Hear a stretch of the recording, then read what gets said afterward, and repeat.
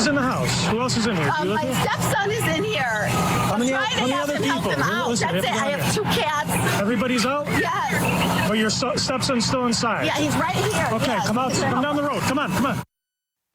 The captive stepson case is what's trending in true crime this morning as investigators are releasing crime scene photographs. And the defense is calling foul on the shocking public rollout. So Kim Sullivan facing multiple charges, including unlawful restraint and kidnapping after her stepson claims she held him captive for 2 decades. 2 decades in their Connecticut home.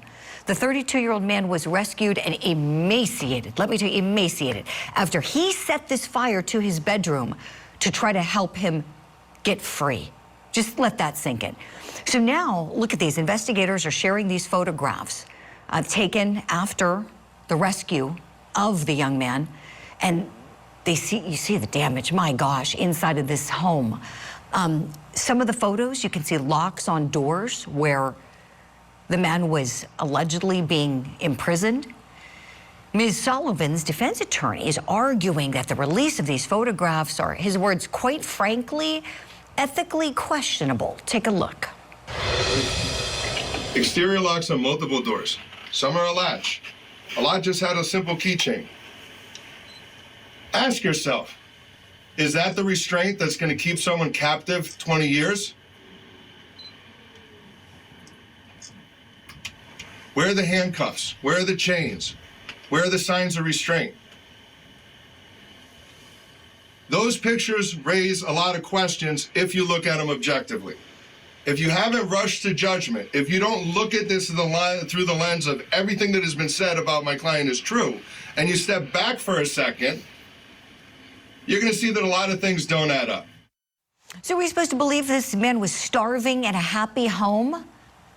Let's talk about how damaging these photographs are to Kim Sullivan's case. Let me welcome in our legal eagles. Joining me, attorneys Jennifer Brandt and Franz Borghardt. Good morning to you both. All right, so let's talk about these photos and the defense attorney speaking out. Franz, let me begin with you here. So sounds like he's denying that this man was held captive. What did you think after hearing that little presser he held yesterday?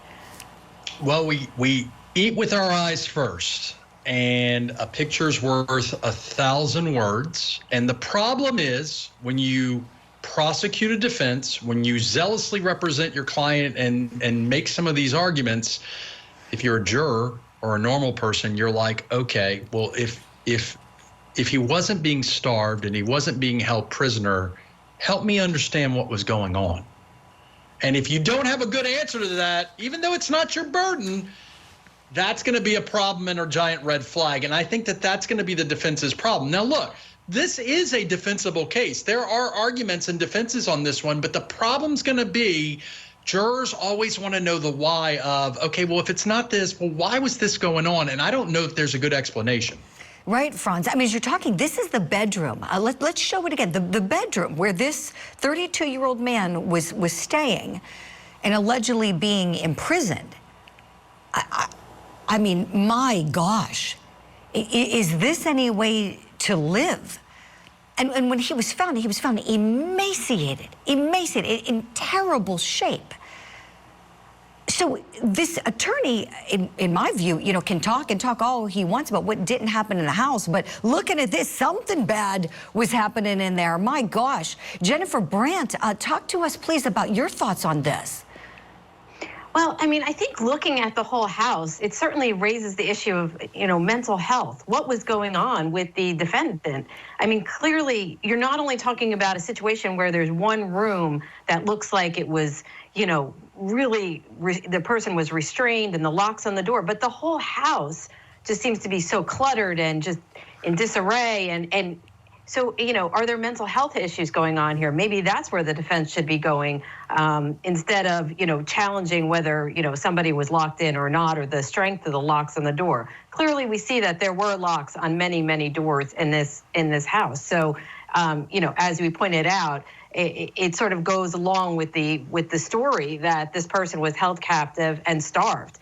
But, what was going on with the defendant? Seems like there's some serious mental health issues going on, and maybe that's the direction that the defense should think about, as opposed to just saying that it didn't happen. You're right, Jennifer. Really important point there. Thank you for that.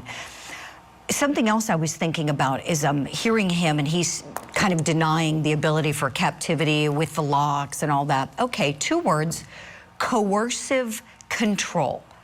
I have a clip from Ms. Sullivan's last bond hearing where one of the prosecutors is talking about how the victim still fears her. Let's take a look.